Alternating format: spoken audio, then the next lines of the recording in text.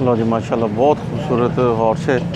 तो ये हॉर्स है जनाब लाहौर हॉर्स मंडी मेला लगता है जनाब, मंडी लगती है उत्थे तुहानूं हॉर्स तुहानूं दिखाने बहुत ही खूबसूरत हॉर्स है।